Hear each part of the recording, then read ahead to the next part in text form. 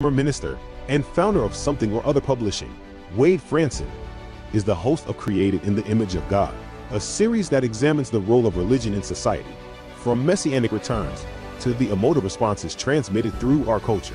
Wade fearlessly addresses reality claims from all directions, objectively exploring their compatibility with Holy Scripture. Tonight's episode, A Philosophical War, with Joseph Atman. Good evening, everyone. It's Wade Franson, your host of Created in the Image of God. I'm here tonight with one of my favorite people, a returning guest, an author who's written the first two volumes in a trilogy, launched with A Philosophical War, the founder of Middle Tree, a man with a PhD in the philosophy of religion.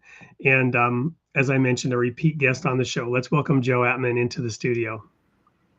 Hey, thanks for having me as always, Wade. And that's super kind of you with that introduction. So thank you. Well, it's truly a pleasure. You and I were chatting a little bit about our respective haciendas, me being here in Wisconsin, where fall is upon us, the fall colors. I was showing you some pictures of the trees because you are in a different hacienda in the Central Valley of California, where, as you mentioned, it has been a brutally hot summer, day after day of degrees in the excess of 100, and the receipt of 50 trees that you were planting over the weekend. Tell us just a little bit about that and what you're doing there with that property. Yeah, we bought this property about 3 years ago in the Central Valley. It's a little ranch, and it had wheat all on it, and we've kind of reimagined it and put some different things onto and into it. We've got a little garden there, a little potting shed, and then, as you mentioned, we've been planting for like all of these trees for some time now. We've been laying irrigation lines and just because it's just all farmland out there. So we wanted to kind of spruce it up a little bit, put some trails in the property so that we can walk and ride and do whatever throughout it there. But they all and I was there alone and had to put them all on the ground. So that's what I did. Well, there's a tie-in here because on the one hand, we've got those super hot days. And as we all know, many, if not most, scientists that study the environment, the weather, are indicating that we are in fact facing global warming, climate change. Some of their predictions are apocalyptic. Some of the solutions that they propose are debatable. But we've talked numerous times on this show about how, according to the story in Genesis, we as a species, starting with Adam, before Eve was even created, according to the Genesis creation story, Adam was put in the Garden of Eden. He was put there to dress and keep the garden, right? So the very purpose, according to that story, for which we were put on this beautiful blue jewel floating through space, this Garden of Eden, the entire planet in that sense, metaphorically being a Garden of Eden. We were put here to care for it, to dress and keep it. All the beauty of that creation, all the differentiation of species, all the differentiated reality reflected from the divine consciousness, however we want to look at this, and we'll get into your book and the subject here in a little bit. Our primary purpose was to dress and keep it, even before Eve was given to Adam and the commandment, be fruitful and multiply, which we've had no problem obeying that commandment. And we've become the most, invasive species this planet has ever known, to the degree that we are now perhaps threatening all life itself on this planet. So we're grounded in this idea of the soil and nature and gardens and gardening and caring for it. And in that context, I'm just really admiring the fact that you were out planting 50 trees in this former wheat field, turning it into, somewhat of a garden.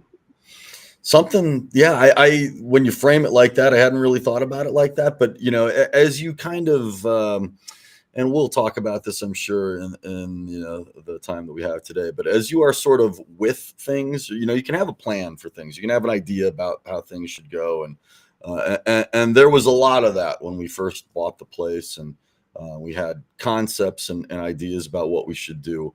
But then when you actually start to be with it and start to you actually start to spend time there, and you walk the grounds, and you feel what that place is and what it could be by interacting with that reality, and then given over to your own imagination. You say, well, what is this, and what could it be, or what is it now that I'm here? It's really been like an adventure, and it's one we're still kind of starting. But yeah, when you put it like that, yeah, we do feel like we are stewards of that place, right? And of that particular small little parcel in the world. And it's really been kind of epic to be able to shape it in a very small way, and hopefully to its and our and everyone's benefit. I will tell you that we've invited a lot of critters back into it here recently, given that the crops aren't on it anymore, and so like it got overgrown kind of with weeds and reeds, and all sorts of uninvited guests, but that were still not unwelcomed in their own right. A lot of birds, a lot of, like I said, critters. We even had some wild hogs come onto the property, which is okay, and okay and not so okay, and in some ways. But yeah, it's been an interesting to watch it transform before our eyes, and given that we're like the change agents of that, has also been kind of an interesting new role, right? So yeah, so we do have our own little garden there, and we have a literal garden there as well. So that's been a whole other ordeal. But Well, it's not easy. Yeah, no, absolutely. I just want to call out, we don't normally do this early, but I want to call out a comment here from Cameron Cowan, the director of publications at Soup, who has his own podcast, the Cameron Journal. Thanks for being here tonight, Cameron. He was actually on a tour visiting our property here this morning, and looking at those trees out there, and talking a little bit about some of these things. So there are a number of people already in the audience that are talking about this. We've got quite an assembled crowd here today, and so it's when Cameron was here, gave me a little tour. We have chickens here. I let the chickens out. Cameron doesn't know this yet, but when I got to go put them back in, I'm hoping that they all made it back into the little coop. We have 15 chickens. You mentioned critters, right? We've had that battle here, trying to balance the different species, the coyotes, the raccoons, the possums, and others that want to get at those chickens. So dressing and keeping the garden and managing all this is quite a task. We've got Peace on Earth here saying lousy gardeners we are, but we are trying. So here, and we may talk about this a little bit later, but we're turning our property here into a place where we can practice and experiment with regenerative farming, where you're actually trying to improve the soil versus just take from the soil by carefully planting different things in different ways in different times, by balancing out. You have to have animals so that you have the manure, you have to have compost. We're trying to start a food forest, which we've heard takes about 10 years to really get going. So experimenting with some of these different things because it's important, and you learn so much in introducing young people to it. So we'll get into your book, we'll get into Middle Tree, what you're doing there, but we're just sort of letting this breathe and being with it here a little bit in the opening to introduce some of these ideas and concepts of what you're doing out there in California, what we're doing here to the audience.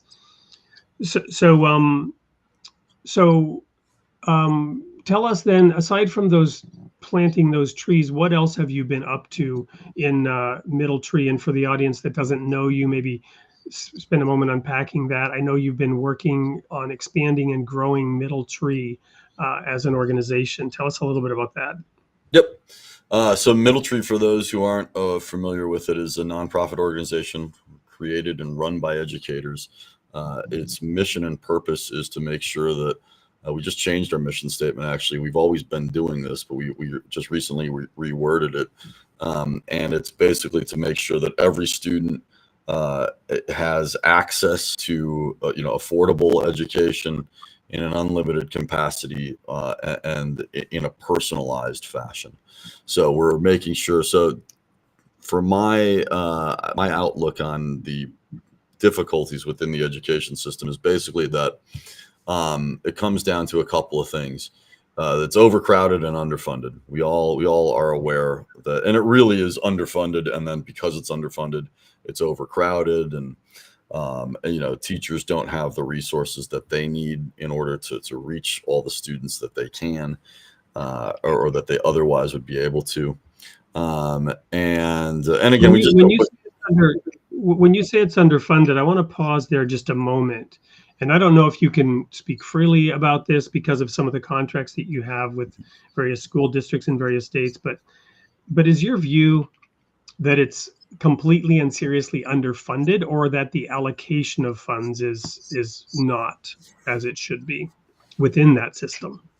Well, I mean, is it an absolute lack of funding, or is it other structural concerns that mean that the funding that's available is not delivering on the value that it could be? Yeah, I think it's probably a mixture of both. I mean, again, we literally print money in this country, and so there's so money, and having a basic understanding of economics 101, as we all do. The more money you put out there, the less of the value of it, and we get all that. However, we send money to all sorts of different causes and all sorts of different things that we think are important. And yet I would tell you that the most important thing is our education system, because by and large, at least domestically, when we are able to, better educate ourselves and better construct our consciousness in our minds, everything else eventually will kind of come around and fix itself. However, the return on that investment takes a long time, right? It's not instantaneous at all. So you're playing a long game.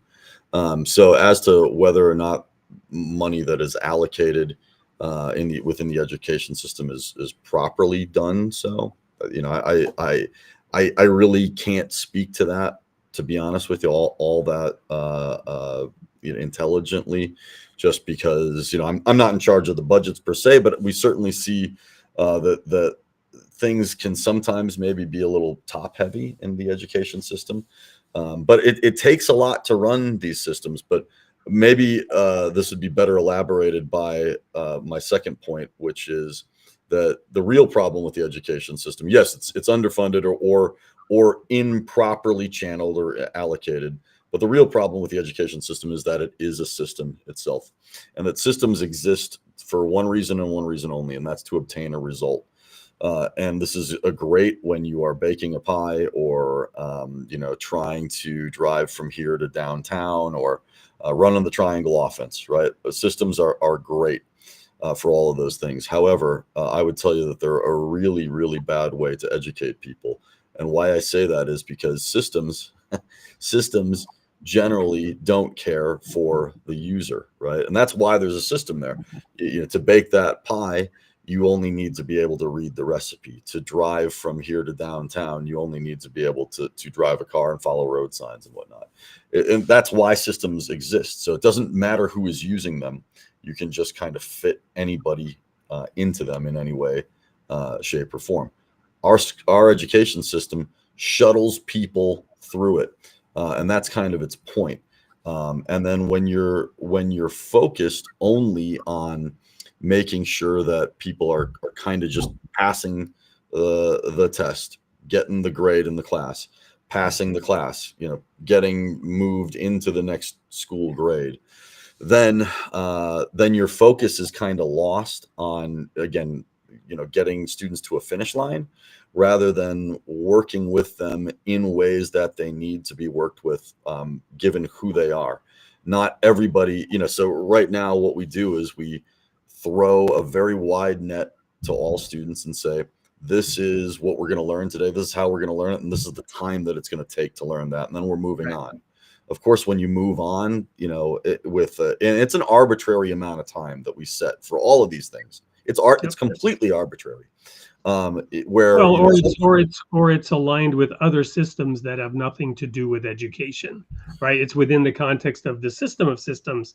So it might not be arbitrary. There might be reasons for it, but those reasons are arbitrary to the outcome, is perhaps what you're saying, right? Yes and no. I mean, certainly it's a system based on a system, and we can get all into that as well. Because I would tell you that systemization is a great function within society, and yet heavily overutilized in a lot of ways, because we've taken away the personalization to so many things. And actually technology has kind of done a good job of sort of resetting some of that to a degree. Your cell phone, we all kind of have either an Android or an iPhone, right? And yet each phone is very, very personalized. Education could do something similar. It could say, okay, here's what we want you to learn. Now, how you learn, this, how you make that phone call or send that text, or what apps you use to get there, we don't really care. And what works best for you. And we could set up a plan. And we could do this with today's technology. We could really devise a much more personalized path and plan for students, given the current resources that we have. But we're still very stuck in this sort of industrial age mind, where, everybody, again, we have the same lesson for all of our students. And where I say it's arbitrary is, of course, there's a general board of education that determines what it is that students are going to learn. But again, how quickly we move through all of those lessons, again, it's an arbitrary timeline. It's just, I think there's some backwards planning that was probably done, that we want to have all students learn A, B, and C. Well, not literal. I mean, certainly literally A, B, and C's, but we want them to learn A, B, and C things. And that's a long list, by the time that they graduate high school. And then, so that means that, their junior year, they need to have known, 1, 2, 3, and, whatever it is, the list kind of goes on and on from there. The Common Core standards were introduced almost 10 years ago now. And that was introduced because of the fact that, Alabama was, when you were in third grade in Alabama, you might have been learning something completely different than third graders were in Oregon. And the Common Core has kind of put everybody on the same timeline and learning the same things, at least all the states that have bought into it. I think there are something like 45 or 46 states that currently participate in it. But at least that now has everybody on a timeline, regardless of how arbitrary it still might be. But again, this is the problem with the system, is a system determines what it is that you should be doing within it, so that you can obtain the goal of that system. But I would again contend that the goal of our education system is not to actually, it doesn't really care about what students get from it and what they retain, who they understand themselves to be given their education, and what they understand their relationship to the world to be, and how they might be able to impact, influence, and benefit that world and their relationship to it because of that education. Right now, we more or less, and I think we're getting better about this, but more or less this is still the case, that our education system says, you've got to learn this, don't ask questions, here's the lesson, test on Tuesday, and then after you take the test and pass the class and you can forget what you learned. And I always say that I will give you a perfect example of this by asking you, who is the third president of the United States? What does a cell membrane do? What is terminal velocity? These are basic questions, and you're not stupid because you don't know them. It just goes to point out the Yeah. fact that our education system doesn't really care, at least in this country, what it is that you learn, what you know, what you learn, why you've learned it, why you've taught it. It wants you to learn stuff. It's rote memorization and the regurgitation of information. It wants you to learn stuff and then forget. It doesn't care. And then you can forget it and never have to deal with that ever, ever, ever again. And to me, that's completely, totally pointless. Why have us go through all this rigmarole if we're never going to understand what the meaning of all of that is? And again, how that impacts our lives, how that impacts our society, how that informs who we are as people, so that we can better understand, again, ourselves and our relationship to the world. So when you have a system, and again, it is a system that is only concerned with its own ends, then of course it's not going to care about the experience of the user. And of course, you're not going to get out from that what you were hoping to get from it. Even those students who, the valedictorians of the world, I'm not sure that they're in it for the right reasons. A lot of those folks, and I'm going to call them out here, but they're just, they're in it because they want to be the best, or they want to, I'm not sure that we've encouraged enough, and it's not even their fault. I don't think we've put enough emphasis on learning for learning's sake. There's so much competition in our education system. There's so much there's such a lack of collaboration. And of course, when you get out of school, life is not just a competition. There is a collaborative happening within life, and again, your relationship to the world. We don't teach that. We don't care about that. And so, of course, it's no coincidence, I think, that we have a society that is so competitive, that is so kind of cutthroat, that cares only about reaching an end, and doesn't take time to saturate itself within what it is doing here at a present moment and for its own sake, and why that might be meaningful. So I think that all starts with and that was I guess the whole point of being on here is to be on a soapbox in a way, but I'll kind of step down from it. But again, when you have a system, any kind of system, its sole purpose is to obtain a result and to obtain an end, to obtain a goal. What is the goal and purpose of our the question about what the goal and purpose of our education system is currently needs to be heavily reevaluated and scrutinized. Well, so thank you. And there's so many thoughts, I could comment on. One being, I don't know who the third president is or exactly what terminal velocity is. I do know what a cell membrane does. I don't know. Yeah. I do know what a cell membrane does because I had a particular interest in that. Okay. For personal reasons. I also want to help the audience let some of the things that you've just said breathe a little bit by saying, my experience with the educational system was so horrific. In my high school yearbook, I wrote, you're supposed to say, what's your impression of high school or your biggest memory? And I'm like, and I wrote in my yearbook, the most horrifying waste of time I've ever experienced in my life. That's what high school was for me, right? And I took 2.5 years off and went to college, and eventually then, got my feet grounded in education. And I desperately needed it because I did nothing in high school. I hated it so much. But anyway, so I was terrified of what I would do to my own kids. And we looked at different options. And for the first time, I'd never seen this. I went to a Montessori school. And I'm not saying that Montessori is the answer here, by the way, but I want to just share a different thing here. When I went into this Montessori school, I saw 30 kids actively engaged in their own learning. And I saw the teacher sort of floating around, guiding and helping the kids gently, but all the kids were engaged in their own individual deep learning process, just gently guided. And they were walking around the classroom, knew what they were doing. It was peaceful and harmonious. And I literally cried because I had a 3-year-old daughter and I was terrified of what I was about to do to her by putting her into the educational system, right? And we didn't want to homeschool. That has its pros and cons, and that was the answer for us. Now, it didn't work as well for our son, but I feel it was beautiful for our daughter. And one of the things they do, and this is where I want to let it breathe a little bit, one of the things they do that's fundamentally different is they have first, second, and third grade together in a classroom. They have fourth, fifth, and sixth grade together in a classroom. They have first, second, and third year students in each of those classrooms. And the third year students are helping the first year students in their learning process. And because of all this helping going on and this cooperation, each child has a lot more freedom and support to explore education in their own way on their own terms. It's more individualized by nature of the system.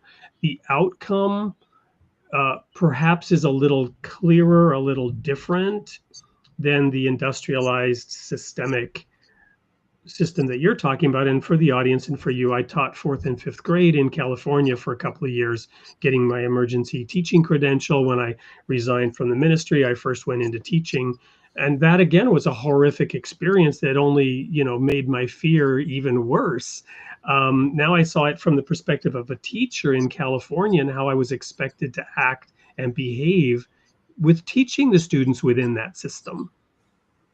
Yeah, I would make the argument that teachers are probably the biggest victims of the system of anybody, or you could make that argument anyways, because most teachers get into the profession to do a lot of good and to influence, young minds and to spread their love.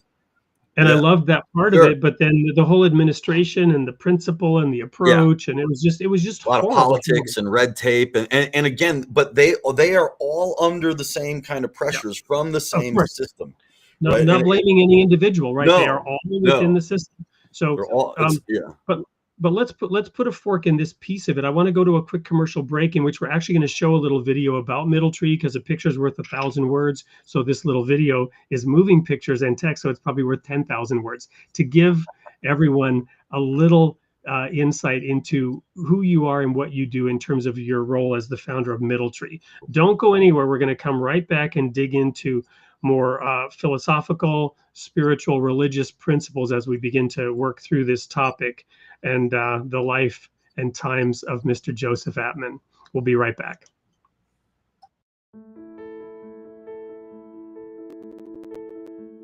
Middle Tree got started by a group of educators who wanted to see education done in a different way.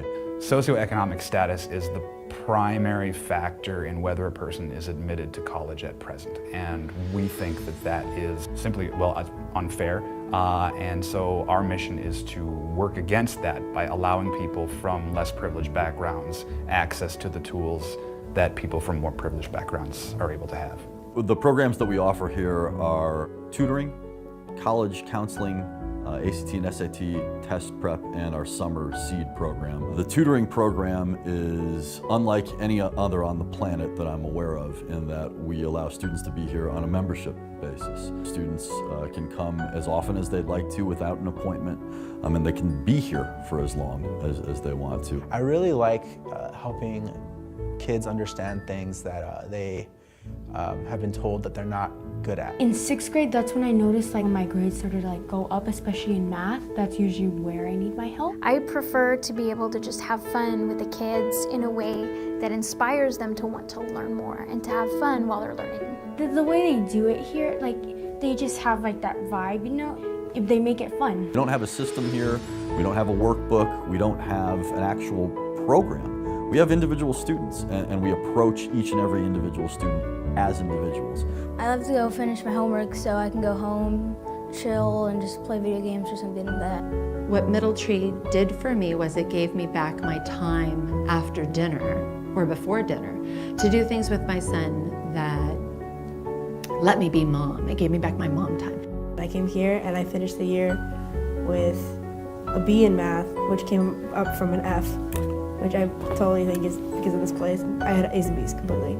We really want to make sure that we're reaching people on their levels. If you don't understand something, they will help you until you feel comfortable with it.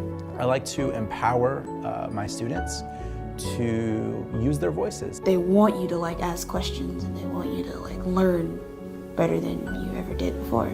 Really, all we really want are for our kids to be healthy and happy. And I think Middle Tree embraces each kid being their best self, being their individualized self.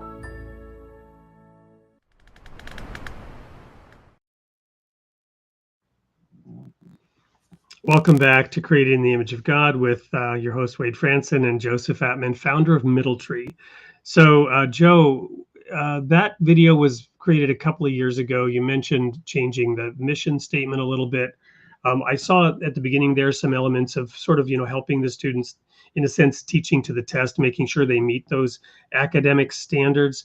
Have you further developed the program and the approach, or is that still a pretty good representation of what you do? It's still a really good representation of what we do. And so what has changed about us really since the creation of that video and that messaging is that we've been able to service a lot more school district partners, and a lot more just other nonprofit partners, cities, anybody who really needs any academic assistance or programming, regardless of what kind of entity they might be.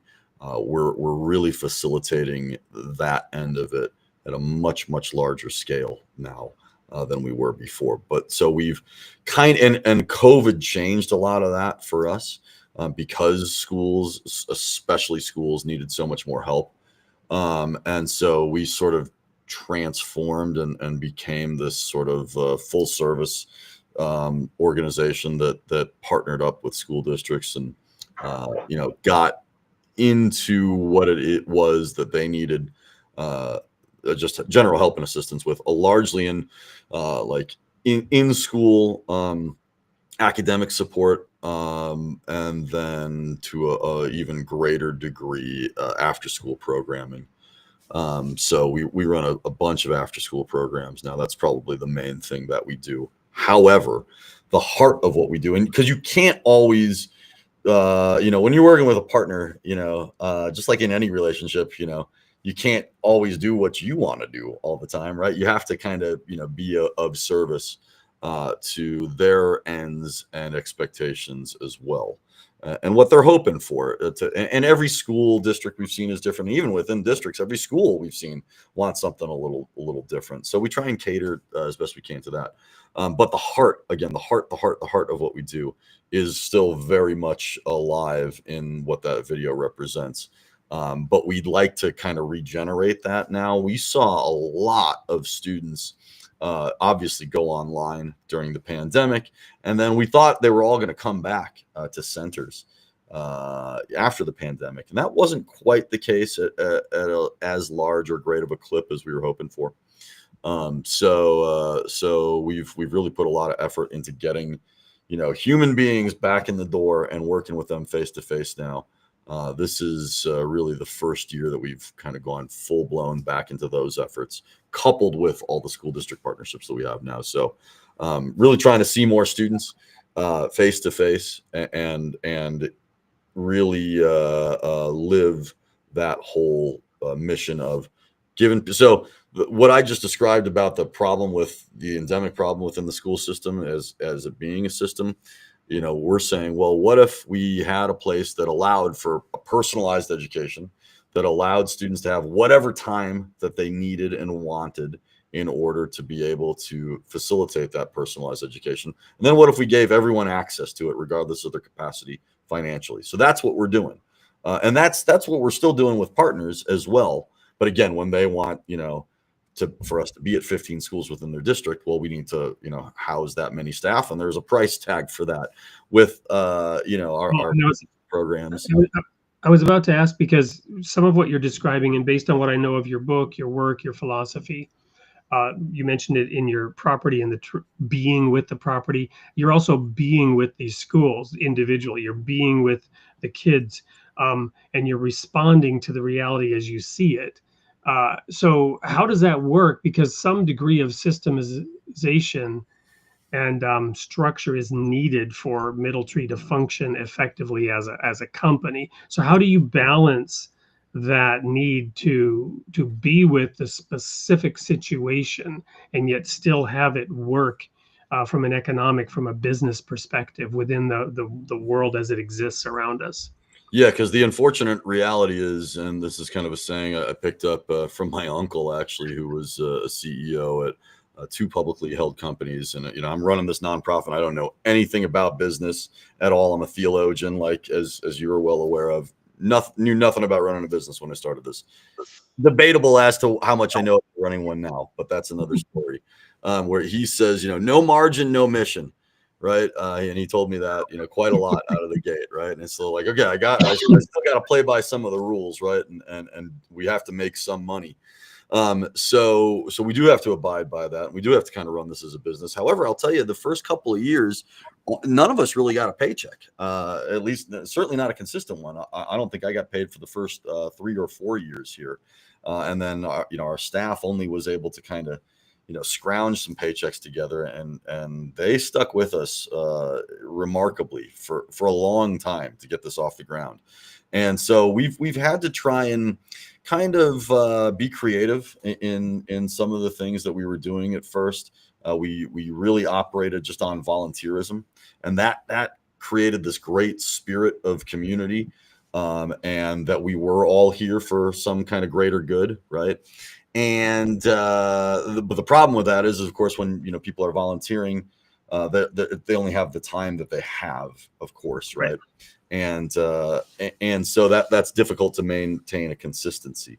So playing within the margins there, we do still have to have a business structure, especially now that we're beholden to all these different partnerships and all these different people that are counting on us.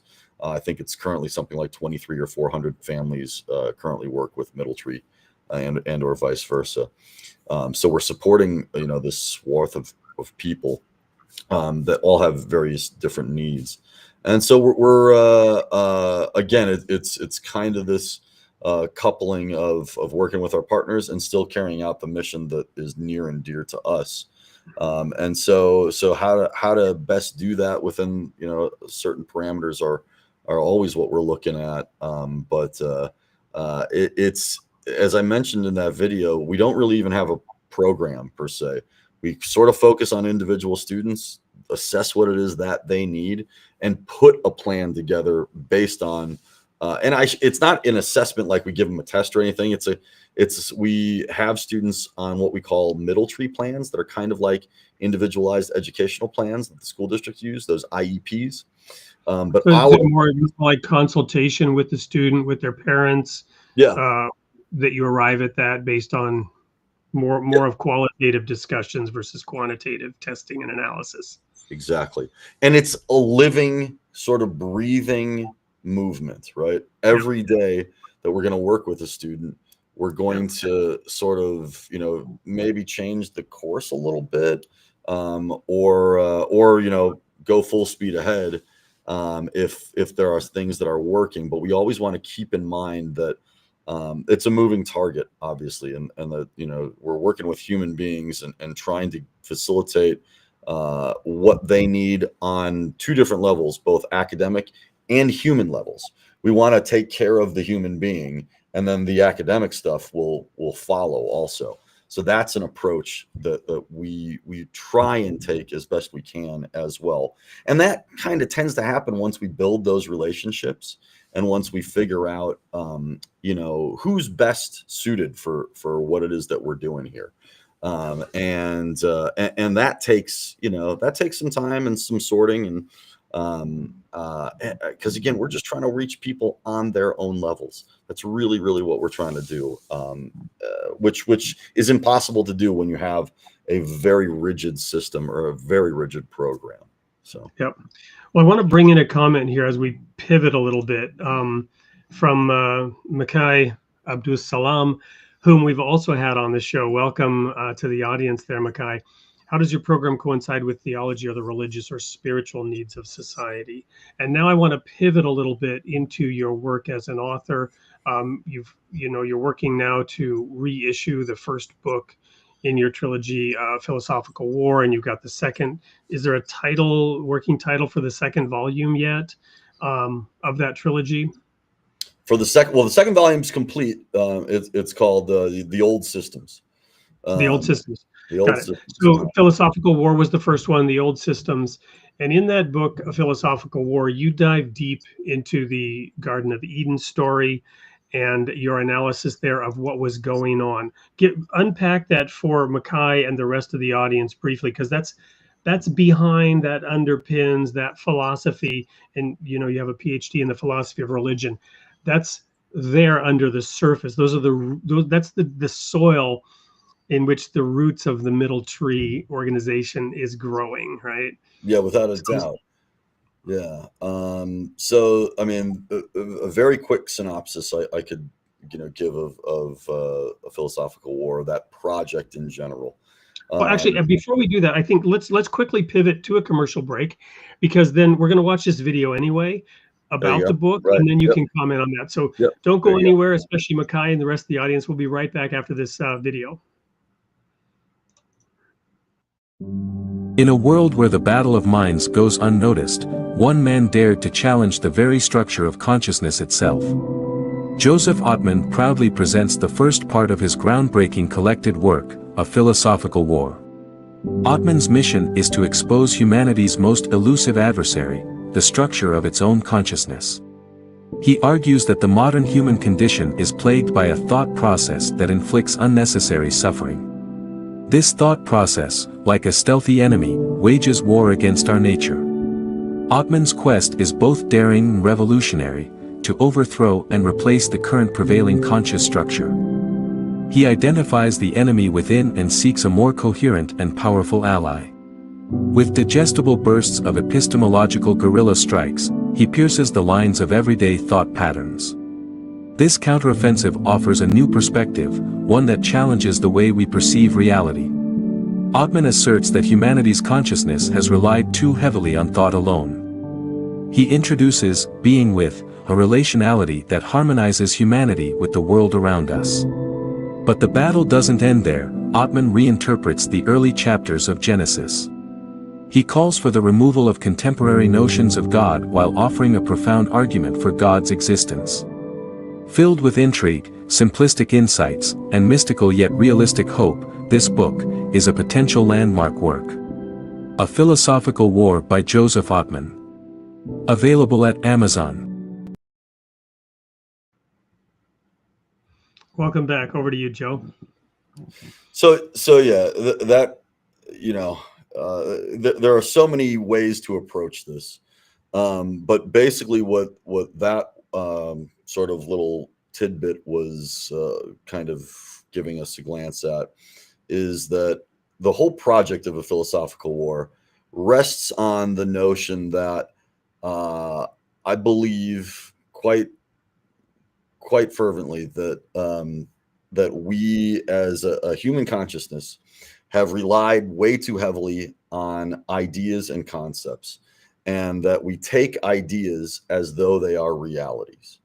You have an idea about something, and you put that in your head that your idea is what actually is, and then we operate as a consciousness, both individually and as a society, as a grander form of consciousness in general.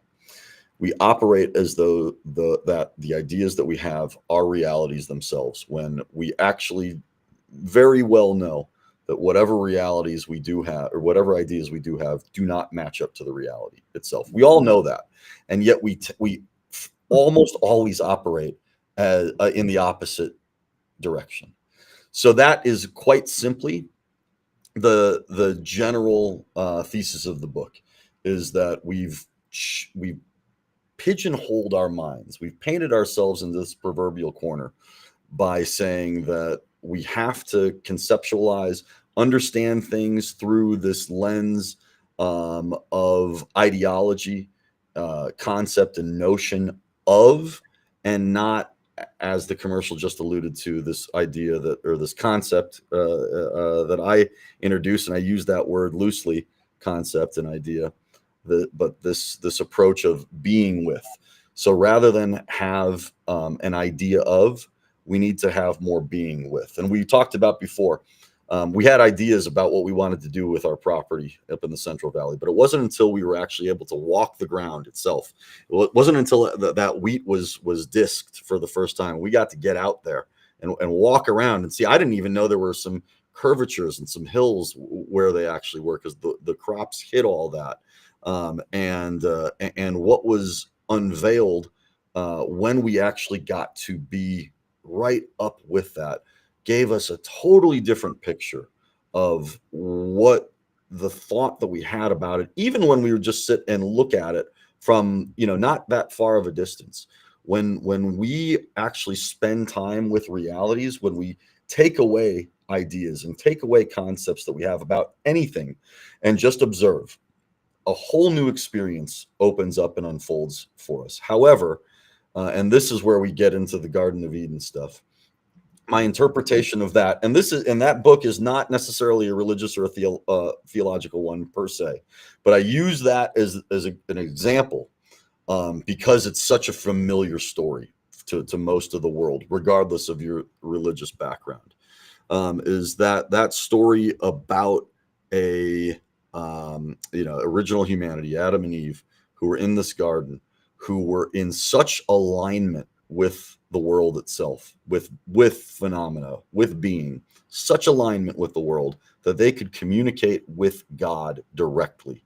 They didn't need any altars or any priests or any religion or any concept. There was direct communication with God itself. And again, I think whether you take this story to be evangelically true or just a metaphor and allegory doesn't matter. But what happened was, and in a very strange passage within Genesis, God says, "Let them not eat from the tree lest they be like us." Well, what happens is they do, of course, as we know, eat from the tree, and they gain knowledge, which you would think would be a good thing. Because normally, I think when we're all trying to, in our education system, and this will all circle back here in a minute, in our education system, we're trying to gain knowledge to have an understanding about the world. Just like what we talked about, what our school system doesn't do that well is really the point of education, or really what should be the point of education, is to understand who we are and why we are the way that we are, and to really have this communication with the world as it is. And yet, and that all takes, an understanding of and a getting to know of and an education in a way. And yet, when original humanity got this information, when they ate from this tree, they had all this knowledge and then were all of a sudden at odds with the world. And again, that's a very strange thing to get at odds with the divine, with everything and themselves, right? Adam was angry at Eve for making him eat from the apple and being, having his eyes open. And again, why wouldn't God want its creation to have knowledge and to have understanding in this way? And again, whether you say this is allegorical or evangelical, the point here is that it's such an interesting story. And also it's very interesting that God didn't say, don't look at the tree, don't touch the tree, don't smell the tree, whatever. It said, don't eat from the tree. What happens when you eat something? You take something outside of you and you make it a part of you. And not only do you make it a part of you, it sustains you, it nourishes you, it gives you further life. And I think that we too frequently use concepts to, again, sustain us, to nourish us. We take that as what actually, again, we take those ideas as realities, and then we feed on that. But that's not true nourishment. It's really kind of a poison in the long run that is going to do anything but nourish us. And we again, I think that why that story was utilized in this book was to demonstrate that somewhere we've taken a wrong turn. And any philosophy class that you take at any point will hit on this topic at some point, is that human beings are out of alignment with the natural order of the world. Cats don't question what it is to be a cat, right? They don't question what the meaning of life is. They don't, that just things happen and they just go about their daily lives. We as human beings are constantly struggling with ourselves, with being itself, with other humans, with all of these different interactions. And we have to ask ourselves, what was it that disjoined us from the world? And again, if you're going to read into, that original story of humanity in the West, anyways, this Genesis story, it is that human beings had eaten from this tree, gained all this knowledge, and they had, again, instantly conceptual knowledge about things. They had shame right away. They had these abstract ideas that they took as reality. That, the first thing they did, again, according to the story, was they covered themselves because they realized they were naked, put a literal barrier between themselves and the phenomenological world. And that is something that, again, evangelically or allegorically, I think is really important, because not only did we see, or do we, and still to this day, feel naked and feel like we have to put these barriers between ourselves and cover ourselves to better interact with the world. But that gives us comfort in and of itself, when our true and natural state doesn't really require that per se.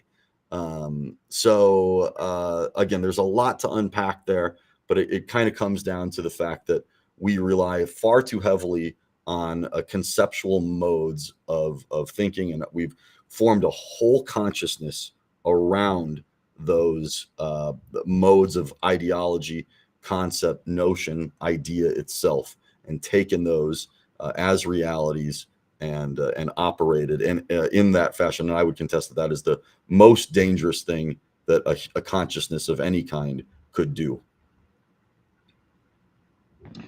Well, there's so much there, and of course I've read this book, studied it, provided some editorial feedback initially, working with you now to reissue it, and I think that's an amazing, relatively short unpacking of it.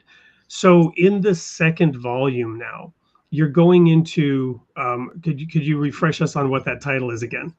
Yeah, it's called The Old Systems, and The Old Systems. Yeah. So where do you take this then? And to preface it, when we talked about this book through the first, working through it some time ago, I highlighted that to me, you really brought out the idea of why that commandment is so important from Moses. And you didn't address this at all in your book, but to me, it spoke to me in this way, where God said, thou shalt have no other false gods before me. Thou shalt not make any graven image, no idols, to bow down to them and worship them. And these false concepts of reality, they are exactly that. They are a false idol. They are a conception of reality, of God, of consciousness, that is of our own making. And we do, in fact, bow down and worship them. We make ourselves slaves to those ideas, right? Yeah. Yes. So now it's almost like that's the cancer, and this cancer then metastasizes into systemic forms. Is that fair in terms of where you're going with the second book? Perfect, man. Because what I just kind of laid out, and I get so flustered in talking about it when I'm trying to just summarize it really quickly, because again, it's a book, right? But it's also very simple, because the idea is a simple one. But to give you the full picture, I try and go at it from all angles. But so the way that you just worded it is so perfect, is that exactly you have this little cell of a cancerous happening that is benign, probably actually at first, and then it does metastasize into all of these other things and all of these other different manifestations. And what I lay out in part 2 is talking about how actually language itself is the first place where we get misled about everything, right? Because I can tell you something and language actually acts as matter. And why, I can tell you, something, I can give you, something that I say that's totally arbitrary. Wade, I don't like your shirt or whatever. You can choose to react to that, whatever, even though I think we're pretty much wearing the same shirt, just a different color. No, my color is much better than yours, Joe. It is a much better color. And Well, I should have been more mindful that I was going to be on camera today, and was like, I wasn't. But I can say something to you and you can have a reaction to that. So you react to an idea, to language that I'm saying that has no real value. You give it value because of the belief and the meaning that you think that my words have. And so words themselves act as matter. But language itself, I say in the first part of the book that I think that we should just strike the word God from language, period, because no one has any idea what we're talking about when we talk about God. Your definition is different than your wife's definition, than your neighbor's definition, than your priest's definition, than the person who is a totally different religion from you, from the atheist. No one has any idea what we're talking about when you say the word God, because we've never sat down and defined that term, exactly what it is, and no one can really agree on it. So I say, let's just get rid of that word. Let's just, I'm not saying get rid of the idea, the reality. You can't get rid of the reality. We need to just stop with the whole what is, or God, period, because no one has an idea of again what we're talking about when we say that word. So I strike that. Well, this appealed to me, even though obviously the last thing I would ever do is get rid of God. The title of this show is Created in the Image of God. And I'm not saying get rid of God. I'm just saying get rid of the word, because nobody. But this resonated with me instantly, because my own experience was the world, the universe, the little perfect hermetically sealed world that I was in for, a decade or more, in my belief system within my church group, incredibly motivated. You mentioned that Middle Tree was successful because people were working without a paycheck, right? They were pouring their lives into this thing, their whole being. They were serving the growth of Middle Tree, and they got it off the ground. And we were all in this beautiful hermetically sealed bubble that shattered and split right down the middle over an argument about the nature of God. This global denomination that was doing all these amazing things. We were, most of us were so enthusiastic about this, devoting our lives to it, ripped apart because of a debate about the nature of God. Mm-hmm. And again, pointless.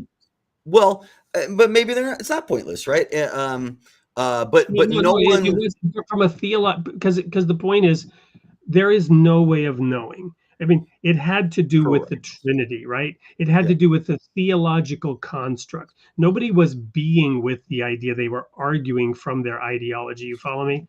Exactly. And that's the point, right? Is that's what we can't do if we want to actually move forward, right? You can't just have your own thoughts and your own ideas about something and then just argue that point, because that's really just an ego stance, right?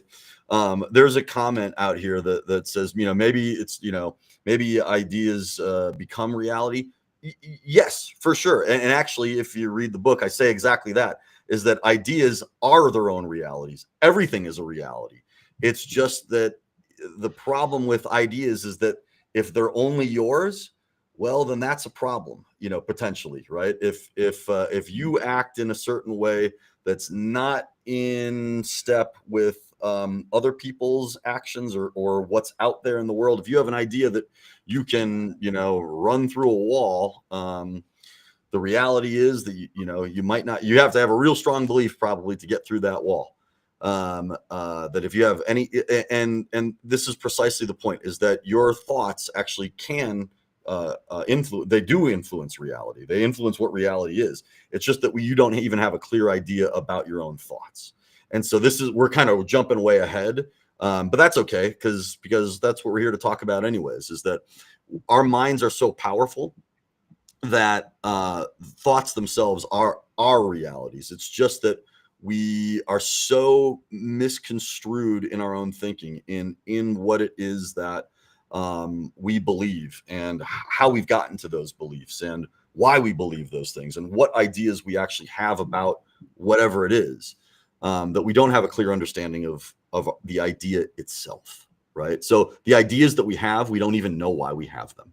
And so that's why we get really confused. And that was, again, you want to go back to Genesis, that's the whole thing, right? They've got an idea about this. They understand it. They just don't know why they understand it in the way that they do. And that's the problem. I've got to throw out an idea here that, and this may well be my own idea and from my own study and theology and everything, but maybe it's helpful, because we spent enough time talking about the Genesis story. I want to fast forward to the Apostle Paul, who made this statement to the Corinthian church, and students of the Bible know this.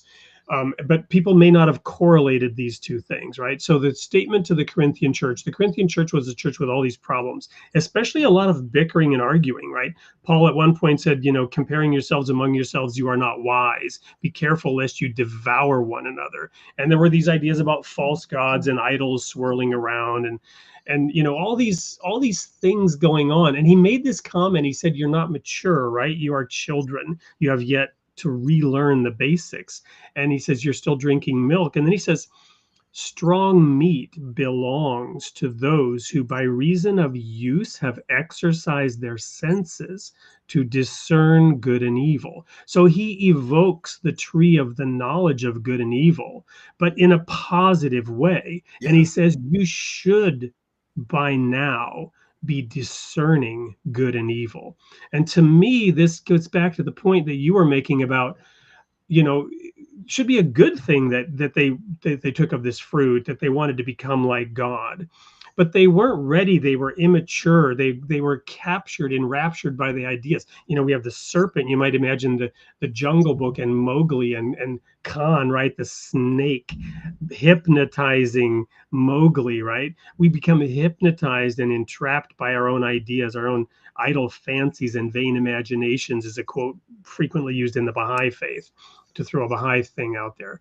But Paul is basically saying, hey, it's time for us to grow up and benefit from the capacity that we got from that tree by reason of use, exercising our senses to discern good and evil. This to me evokes the whole idea of being with, right? Experiencing reality.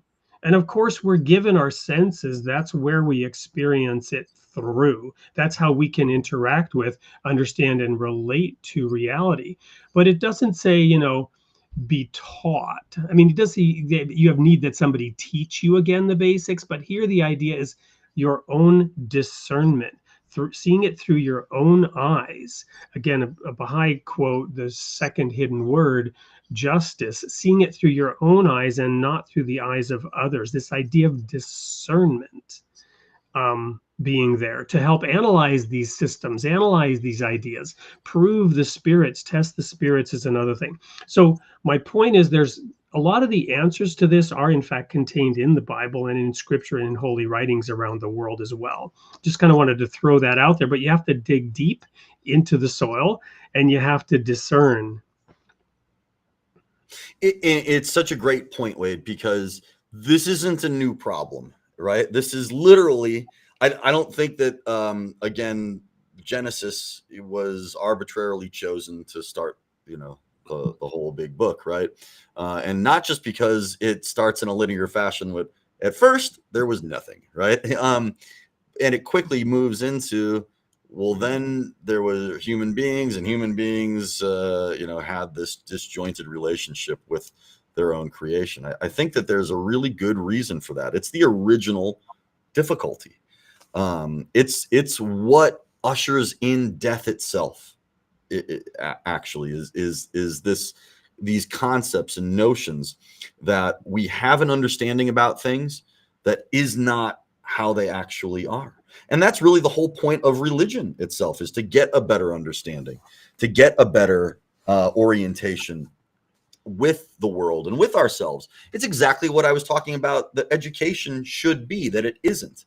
That education in a formalized system, the way that we do it in this country, gives students ideas about things, but it doesn't let them experience things for themselves. And what's the best way to really learn anything? And so this is where it all ties together, is through experience, is through doing that thing, through being with it, through failing. Failing is the best way to learn. It's the best way to learn. But of course, in our education system, we don't allow for failure.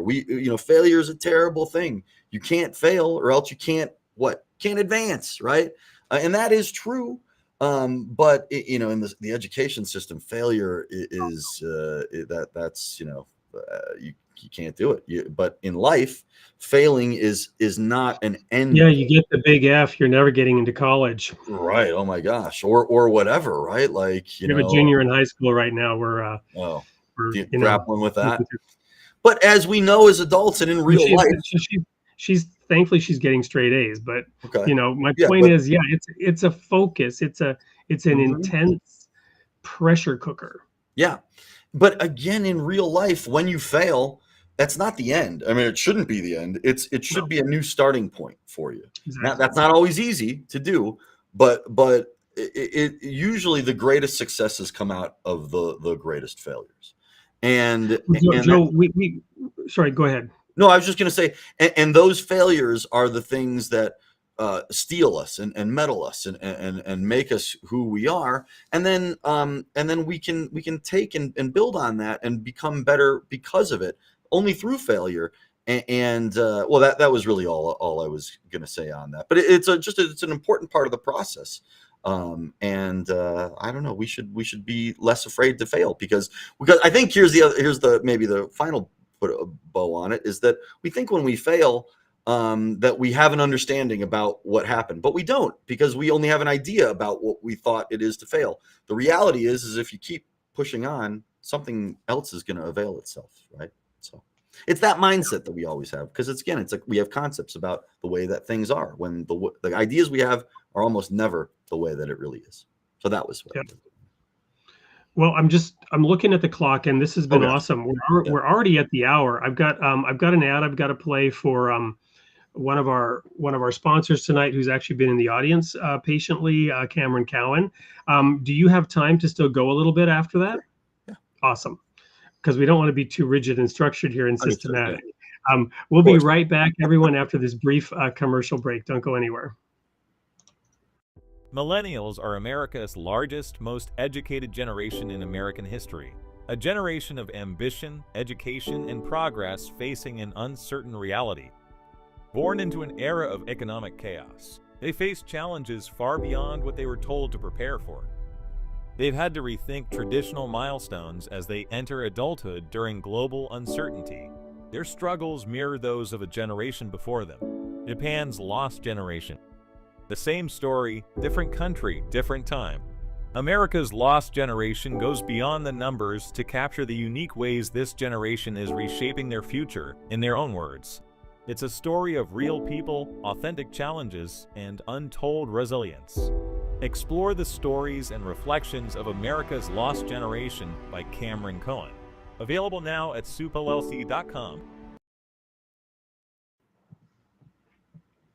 I thought that was a fitting segue too, as we were talking about systems adapting. I'm got this image going through my head of our life, right? Because you mentioned the notion of death also entering in the Garden of Eden story, and the tree there.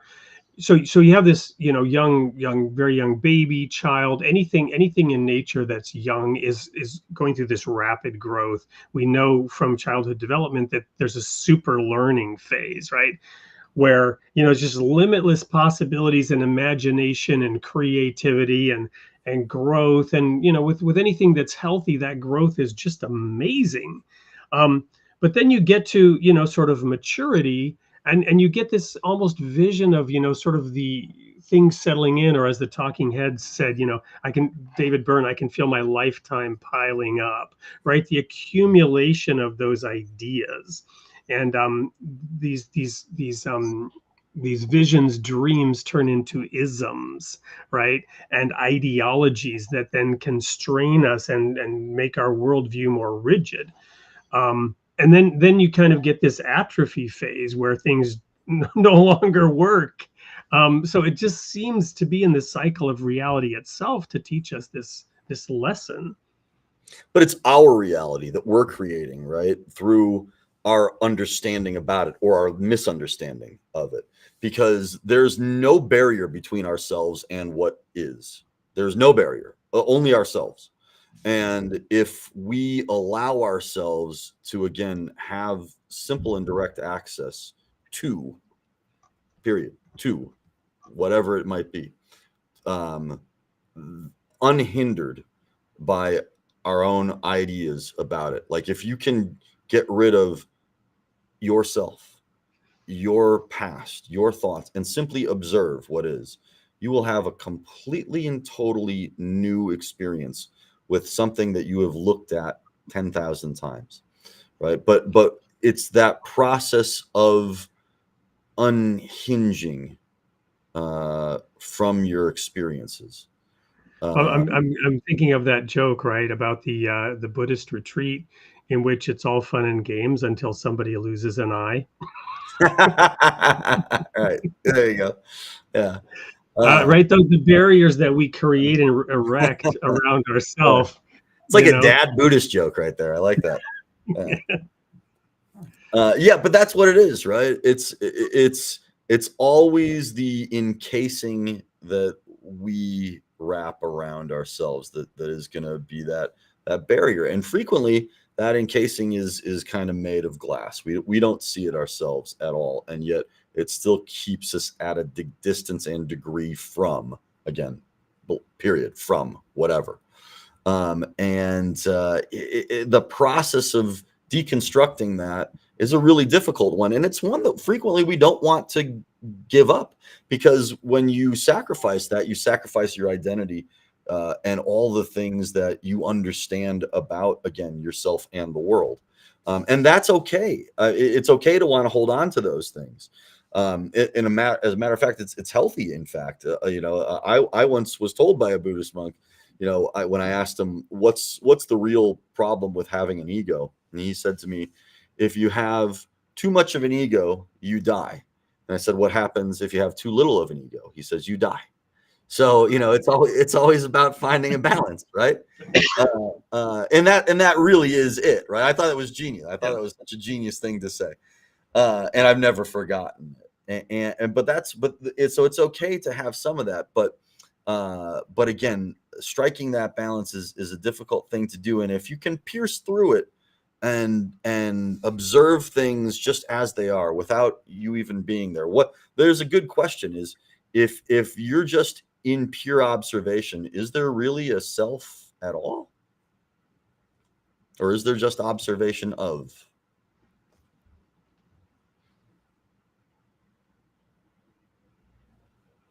Yep. Right. So, and it kind of comes down to, who are you? Who is the agent of you? What is that constructed of? It's not just biological.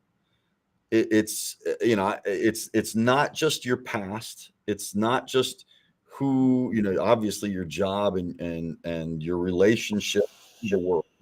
It's something far beyond that. I would argue that everything is simply consciousness in different forms. But what is consciousness? Well, it's an observation and a relationship of and to. But if in a timeless sort of way, if we are just here and now, and that is all that is, what are we really if we can forget everything else and just be and observe? That's a strict way to instant, but probably short enlightenment. Well, I'd like to sort of come full circle on this, right? So you had talked about in the educational system, when we were talking about that at the beginning, that the whole system exists to produce an outcome, right? And the question is, what is that outcome, right? So what is our purpose on Earth? While we're here in this phase of existence, because every religion would agree with this generalized statement. They'd have different ways of expressing it. But we have a period of time here between our birth and our death. It's only a phase of existence, right? Whether there was something before, every religious idea is that there is something after. There's some purpose for this phase of existence. So during this phase of existence, what outcome do we want? What should we hope to gain, to use that word, from this experience between birth and death?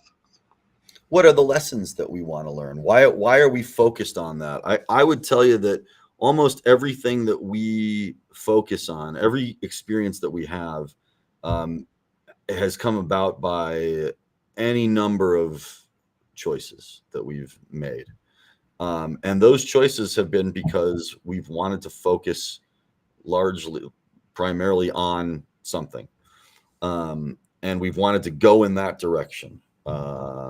And so why is the real question. Why have we chosen the choices that we've made? Why have we chosen to focus on the things that we do? What are the lessons that we're trying to teach ourselves? Because ultimately, you know, it's just us dealing with oneself, dealing with oneself. And then ironically, you can say, because that's the case, there really is no self, right? We're all just sort of one reflection of what is, of creation, of being, of God, of whatever. But I'm observing and being with Joseph Atman right now. So my question is, well, Joseph Atman, what are you, or why is your motivation focused around Middle Tree, for example? You've devoted a significant portion of your time, energy, your observational powers, your being with experience to that. So why? Because of everything that we've kind of talked about here today. And I appreciate that question, because I think that it's so important to re-educate the human mind. And what better way to do that than to start with those minds that are most sponge-like and malleable. And so root cause analysis, and you know, I've spent some time in the IT world and debugging and whatever. Okay, you ask why 5 times. Okay, so why is it important to help those minds? I'm going to maybe dig down like 3 or 4 or 5. Let's go. So why is it important to reach those minds, to help those minds think differently? Because we don't want people writing in their yearbooks it was the biggest waste of time in their life, right? What's wrong with that? No time here should be a waste, right? Are you invalidating my experience? No, not at all. But nobody should feel like they wasted, you know, any time whatsoever. And we want to make sure that students love learning. The people love learning. But this is a chance for me to reiterate one of my favorite sayings. If you cannot be a good example, you can at least serve as a horrifying warning, right? and for me, high school was a horrifying warning and a big wake-up call. I woke up from the hangover of high school, you know, 1.5, 2 years later. Thankfully, it wasn't too late, and I got my butt to a college institution in a situation that kind of saved my life. But that's a whole nother Oprah. But so, okay, so why? So rephrase that in not such a personalized way to me, right? Why re-educate those minds? What? Because that's like, okay, so you want to transform the system, but that's different from what you said. Why do you want to re-educate that mind? So in other words, if you had worked with me, then I guess what you're saying is then my high school experience would not have been a waste, because you would have turned that around for me and I would have dug into it and gotten something out of it. I don't think it would have been possible at that point. I think I had to learn and experience and be with myself in a way that to wake myself up. It wasn't something somebody else could do for me, and I had to do it by wasting my high school years and blaming other circumstances for my misery. And I think that that's an important lesson, you know, for you, right? Obviously, like you had to, like you said, you had to go through that in order to learn it.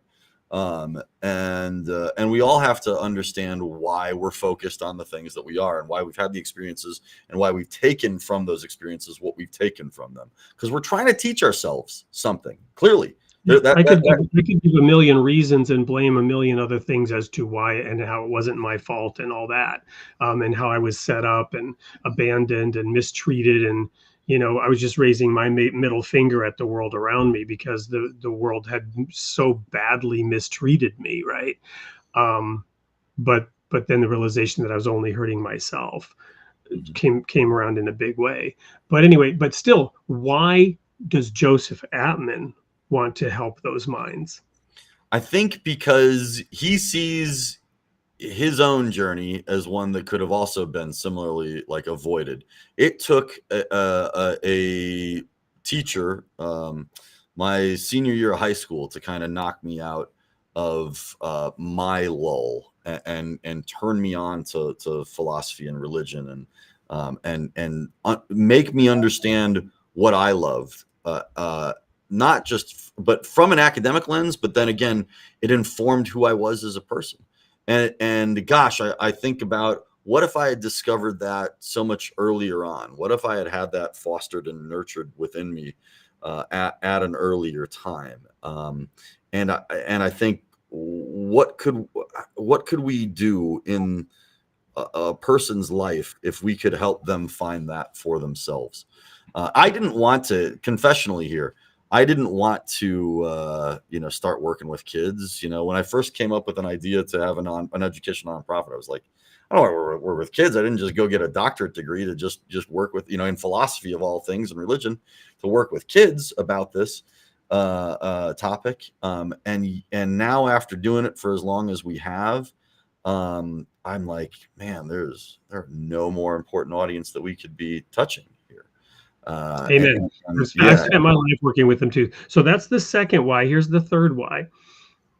The first why, whatever that was, why middle tree, and then why is it important to educate minds? Now digging one question deeper, why did that awakening and that study of philosophy at that moment in time, why was that so attractive to you? Why did it so deeply engage you?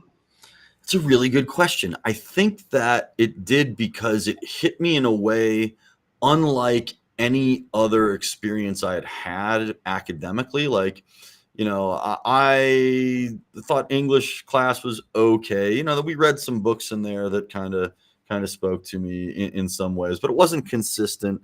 I was terrible at math. So give me an example of one book that spoke to you. Of a book in high school. Yeah, what's the first book that comes to mind from that era? Finian's Wake, for some reason. Interesting. Yeah. I don't know. Prep school, death. I don't know. And I kind of liked Shakespeare after I saw the plays, actually, right? I didn't like reading Shakespeare, I remember. But I don't even know. For me, Dune is the first one that comes to mind. You had to read Dune in high school? No, that was my own. I loved to read. Okay. I was thinking of signed books that we had. No, okay. Nah, the signed books. Okay. Science fiction as literature class, and that gotcha. was the one thing I liked in high school. Okay, then I'll go a different path for sure, and that would be Isaac Asimov's The Foundation series. Oh yeah, the Foundation trilogy. Right, which I actually recently reread, and I was like, this is just like politics in space. It's kind of, it didn't hit me as it was hard. More than that. I mean, the whole psychohistory thing, digging deep into, to me, understanding how you can predict the future. Right, exactly. That made me, that really kind of interested me. If you knew enough about the past, you could predict the future, right? Exactly. By the way, fun fact: I read the first book in Swedish, the second book in English, and the third book in German. Now that's my ego, myself kind of bragging, but it was an interesting experience doing it. But as a kid, I was like, I must have been 11, and somebody gave me that book. Stiftelsen is the name, foundation in Swedish. Okay. The foundation, Stiftelsen. Okay.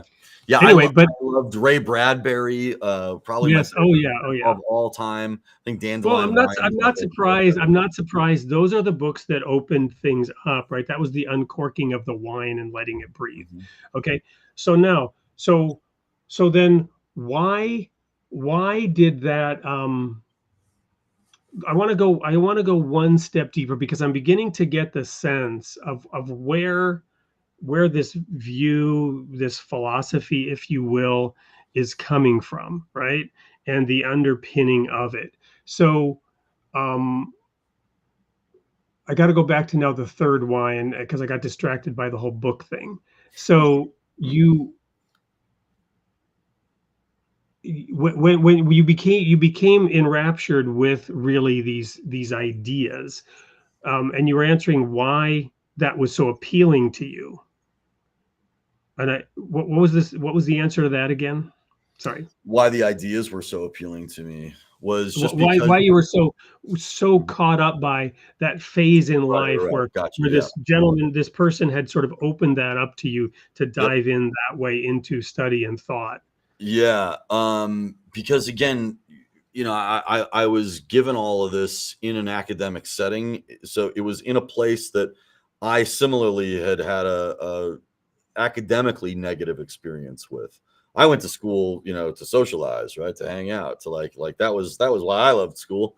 Had nothing to do with the books and what we learned there. And then so all of a sudden, I was given this way of thinking that I didn't even know existed, right? And to me, it was sort of mesmerizing that that human beings could have this kind of these kind of insights and have this kind of very honest, open connection to things, or this grappling with trying to understand what it was to be a human being. And I thought that vulnerability was so beautiful, and that it made me be more of a human myself, or made me be more honest with myself, and allowed me to be more of myself, which again, I think is the point of a good education, is to get to understand you and your relationship to the world all the better.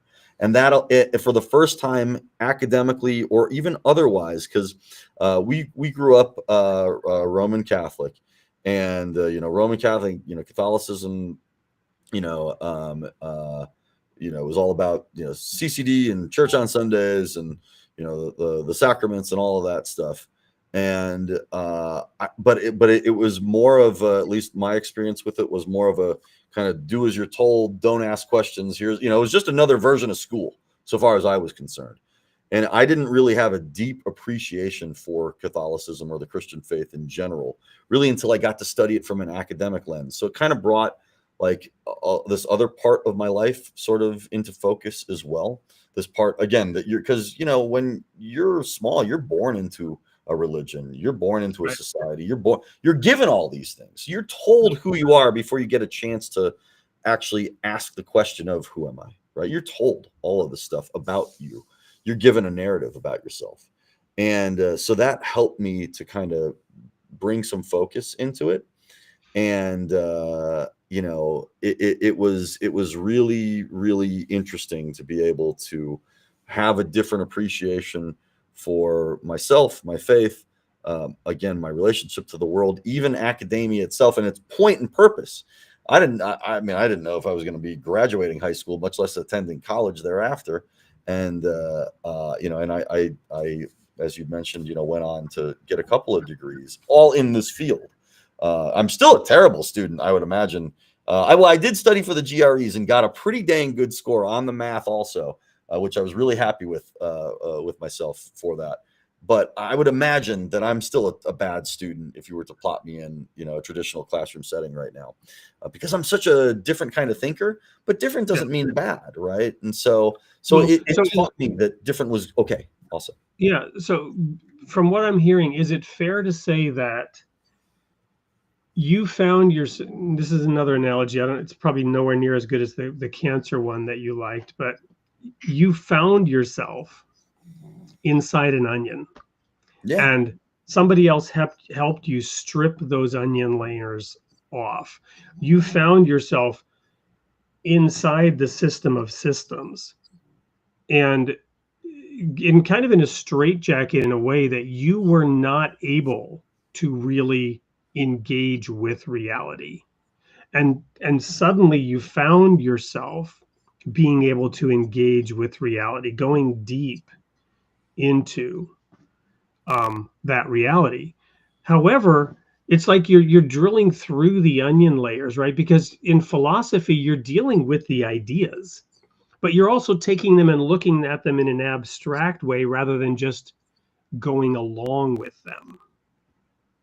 That is a really good analysis. I think that is spot on. So you're examining each layer of the onion and then saying, oh, I don't need that one anymore. What's next? Yeah. Yeah. But you're working your way back out from inside the onion of the society that you were born into and the ideas that surrounded you, the systems that surrounded you, which weren't serving you Yeah, as a person, as an individual. absolutely. And you know, I came to grapple with this at, you know, I think the age that a lot of people do. And I just found that this mode of thinking also gave me access to almost like not all of human experience, but a lot of different touch points along the human experiential line, because I wasn't, again, then pigeonholed into, well, you know, I'm from this religion, and it's okay to be from a particular religion that you identify with. That's totally fine. If that works for you, that's great. But for me, because I hadn't really connected, you know, to any one thing, this allowed me to connect kind of to all of it in a way that I felt like I didn't have access to or understanding of at the time. Not that I have a great understanding of any of it now per se, but at least now I know that I'm capable of stripping away my own preconceptions and biases and notions about things, and just digesting information and then grappling with that as it is. And that's really what I learned. I didn't learn, I always say this, and I'm the terrible memorizer of facts, which is probably why I did, you know, so badly in school, in traditional school anyways. I'm terrible at rote memorization, but I enjoy creative thinking, and philosophy and should be about teaching people how to think. And so should education, period. Should be teaching people how to think, not what to think, or you know, ideas about things. Because when you're able to think for yourself or in your own way, and when you're able to saturate with information in an unbiased way, that is really the key to unlocking any information that is put in front of you. So I want to read a quote here, and I'm actually looking up a song to see if I can play it. I may get me in trouble with copyright or whatever, but it's the quote is, hang on, let me just, or at least I want to be able to tell people. I want to make sure this song, it's a little bit obscure. I'll read the quote here in a second. I'm trying to see if people can find it. It's not by P. Diddy, is it? You know, that's probably taboo to play right now. Sorry, by what? So by P. Diddy? No. This is a quote from from the Baha'i writings, Baha'u'llah. It's hidden word number 40 from the Persian. It's very short. O my servant, free thyself from the fetters of this world, and loose thy soul from the prison of self.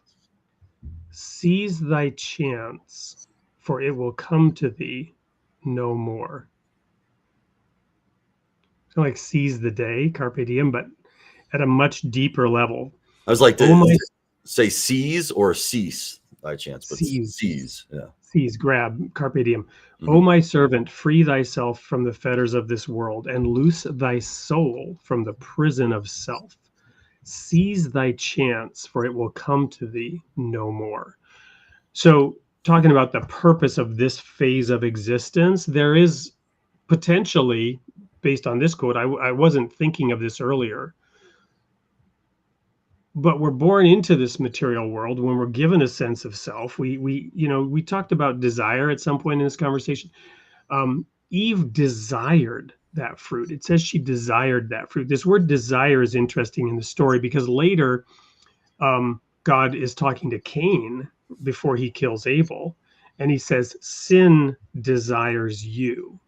Right? So Eve desired the forbidden fruit, and she took it, and it was sin, disobedience. And now that same sin desired Cain. And interestingly, there's so many layers in that story.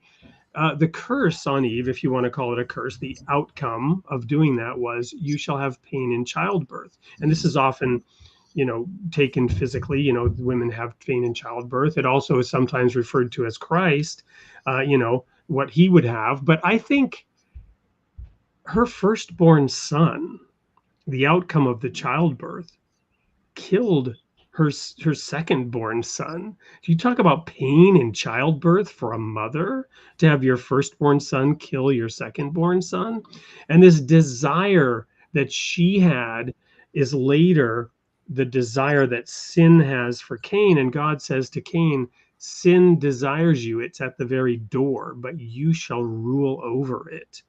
Right? So in one sense, we're given this sense of self and these ideas and these concepts that we grow up in, and we're inside the onion. And we have to free ourselves from the prison of self during this phase of our existence, is maybe one way to look at this. And I'm not trying to give the answer or anything like that. I'm just being with this conversation and sharing thoughts that have come as a result of this conversation. Yeah. Here's a comment from, it's a long one, from Finally Free Store. If you put it into perspective, we are but a needle on a record player. I love that because we love music so much, right? Barely touching it. That's our lifespan, right where the needle touches the album in comparison to the beginning and the end. Of course, nobody who's under 30 understands what this is, right? Because they don't know what a needle is on a record. Actually, it's a new phase. It's coming back in, right? So this is an interesting thought here from the audience. Certainly. Well, Joe, we're going to come back here. Well, no, let's go to your final thoughts now, and then I'll play the sneak peek for next week. So Joe, I've just shared sort of my being with this conversation and what's come to me, but I want you to definitely have the last word here and sort of sum up or wrap up any thoughts that you have that you want to leave the audience with before we wrap this up tonight. Yeah, no, for me, I think that connection that we have with what is, it's so important to understand why we're focusing on what we're focusing on. It's so important to understand that the beliefs that we have, we don't frequently really know or acknowledge why we have them. The ideas that we have about the world, about ourselves, aren't explored by us as frequently as they probably need to be, for sure. We absolutely need to ensure that we have outlets and ways by which we're able to have an honest conversation with ourselves, and get outside of our own heads and think about and reflect on some things that might be worth reflecting on. And there sure are a lot of them. Again, things that this is why journaling can be so important, or having a conversation with somebody who you really know and trust. And there are a lot of people who do this, very, very well. And yet still, I think you have to create and allow a space for yourself by which you have this honest conversation about the ideas that you possess, why you have them, and if they continue to work for you, and why or why not, and what are you trying to achieve through that understanding, and what do you want for yourself, what do you want for your life, and how is the current way that you're living either getting you closer or further from those desires. How's that working out for you? In other words, right? Yeah. How you doing? Yeah. Good? Yeah. Yeah. Have that conversation with yourself in a very open way, and honestly reflect, and strip out those layers of the onion. Free oneself from the fetters of self and the fetters of this world and its illusions, right? Somebody wrote false evidence appearing real, the definition of fear earlier in the chat. Mm-hmm.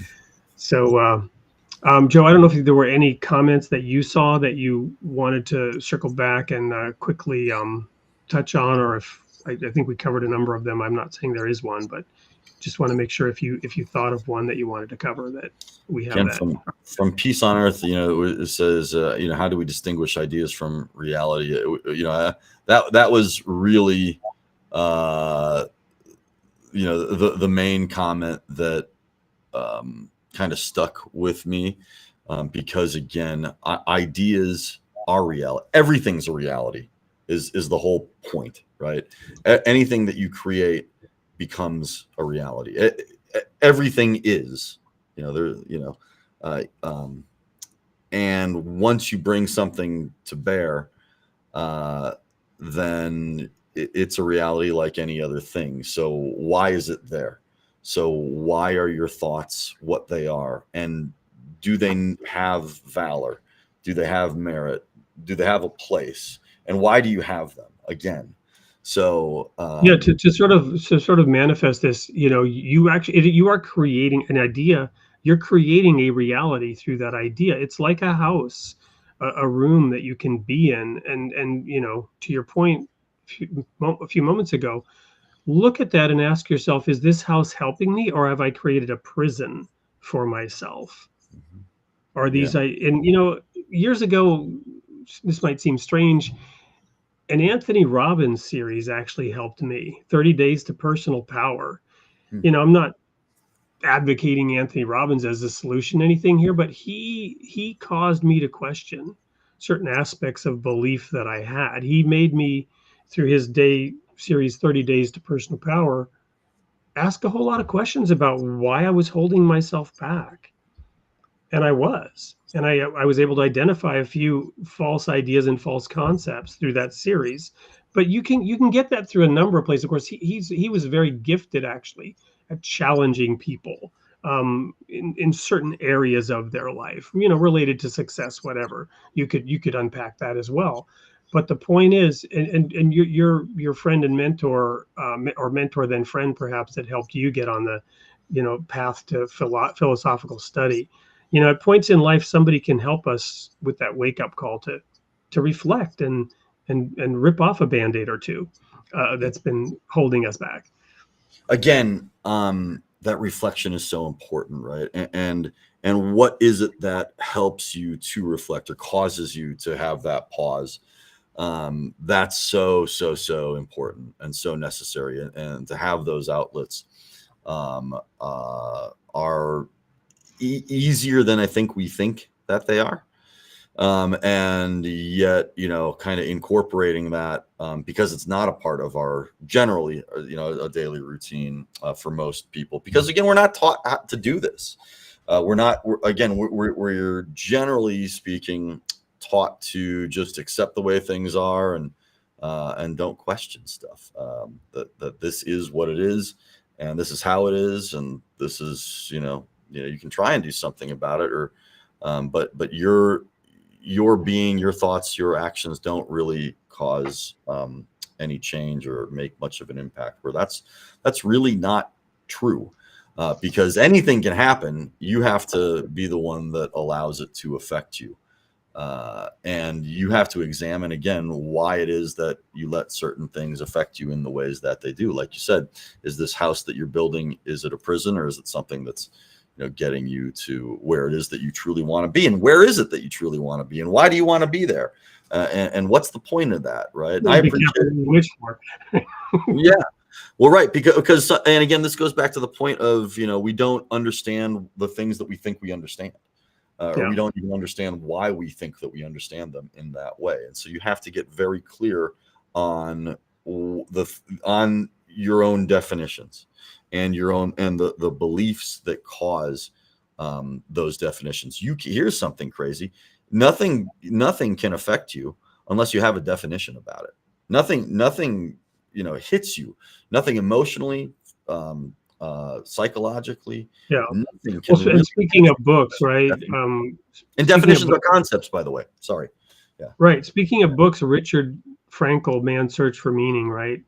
For anyone who's read that book, talking about Holocaust, those who experienced the Holocaust and Holocaust survivors, and how their search for meaning, even in the most unbelievably horrific circumstances throughout human history, that people have found meaning, people have assigned meaning to things. And that's a very positive example of you know, the lotus flower in the dirtiest of dirty mud, right? Somehow creating beauty. But of course, you could also live in the most beautiful palace and create misery by you imbuing, a negative meaning into things. The power of conceptualization is unbelievable. I mean, you're trying to get at something even deeper than that, but that's an example, perhaps, of this. It's a really good one. Is it a mansion or is it is it a prison that we're building here with our ideas and our concepts? And Viktor Frankl's, ideas. I call him Richard. Yeah, thank you, Victor. Oh, did you Viktor call him? Frankl. I think I called him. I've been calling him Richard Frankel, and it didn't sound right. It's Viktor Frankl. Thank you. It's Victor. Whatever. I didn't hear it. But it's such a poignant example, that book. Because what more destitute, dire situation literally could you even imagine? I'm not sure that you could imagine a worse one than what that reality was.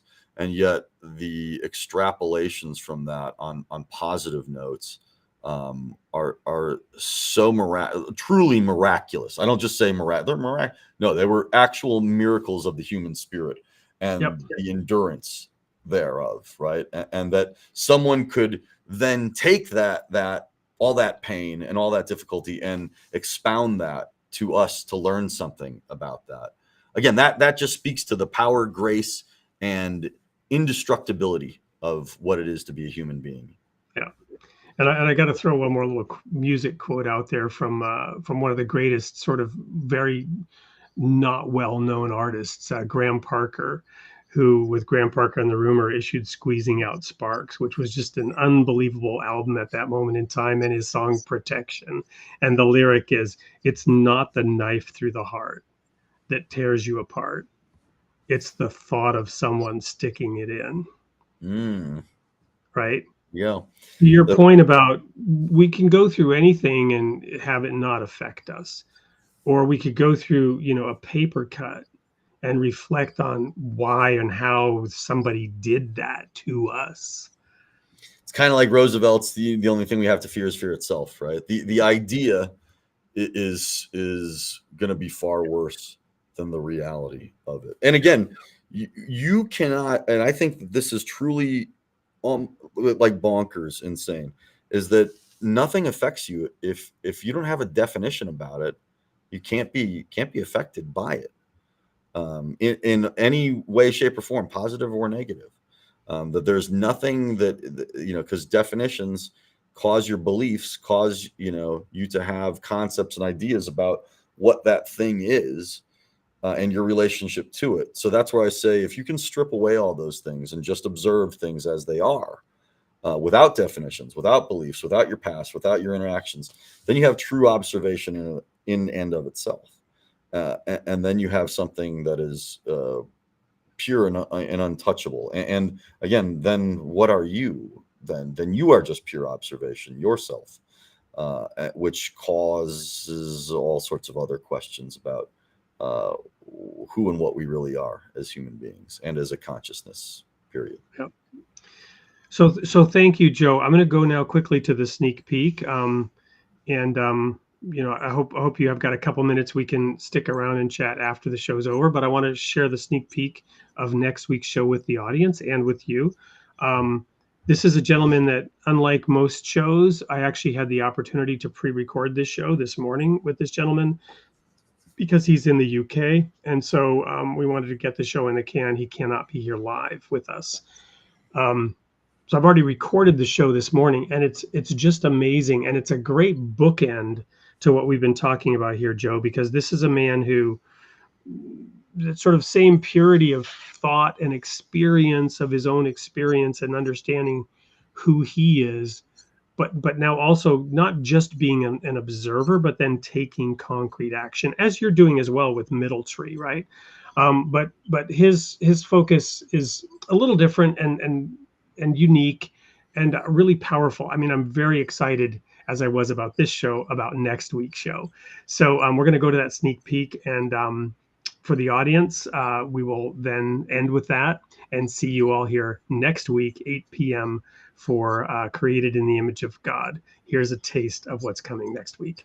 And Joe, thank you so much for being on, and I hope we can have you back soon, perhaps, to talk about the release of that second book, which is imminent. And I know I've been honored to be invited to work with you on that book, and we will be working on that for the audience to know over the next coming weeks to get that book out there.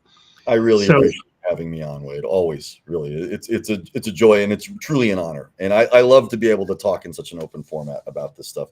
Peace on Earth said that this was a psychedelic experience, so I think that's a good thing. I hope it wasn't too heady, but it's really important to kind of break down. And thank you for giving me a format to do that. Yeah. Hey, Peace on Earth. Get his book, A Philosophical War. You won't be disappointed. And Christine, sorry you missed it, but it will be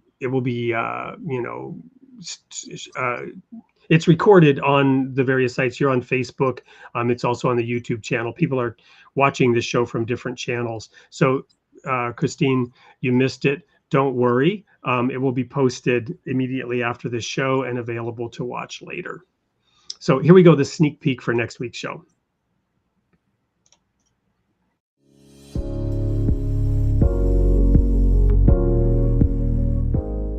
Hello, everyone. It's Wade Franson, host of Created in the Image of God, with a very early morning sneak peek into episode 122 with Krish Kandiah. Krish Kandiah was recently awarded the Order of the British Empire by King Charles III, and it was the first honors list that the king did after his inauguration. We're going to talk to Krish about hospitality as a spiritual practice. Welcome to the studio, Chris. Thanks, Wade. Lovely to be with you. Sorry it's so early for you. And well, no worries. My voice is cracking a little bit. I just got my Yeti coffee here for this sneak peek. So Krish, we talked in preparing for the show about your work, and tell us a little bit about what our guests can expect to hear when they tune in on October 29th. Well, I know this is a crucial time in the US election season, so we're going to be talking all things faith, society, hospitality, kindness. What does it look like to welcome vulnerable people into our homes, whether they be children in the foster care system or asylum seekers or refugees? I'm going to show how that might be one of the keys to understanding the Christian faith. Wonderful. And you are focused on this in your life's work. Share with the audience in this sneak peek what it is that your focus is in terms of your work. So my work and my life kind of overlap. I'm married. I have 6 children. 3 of them are through birth and 3 are through fostering and adoption. And it was entering into the world of being a foster parent that opened my eyes to so many needs within the British society, particularly around vulnerable children, but later unaccompanied asylum-seeking children. I've been very involved in the Homes for Ukraine program, which has seen about 200,000 Ukrainians come to the UK and find safety and welcome, as well as helping Afghans who had to flee after the fall of Kabul. So my world is really intertwined with this idea of hospitality as the key to understanding the heart of God and what it means to live out the Christian life. Well, I can't wait to dive into that as we record the episode, but that's enough for the sneak peek. So to the audience, you don't want to miss Krish Kandiah, Hospitality as a Spiritual Practice, which will be airing October 29th at 8 p.m. Central. See you there.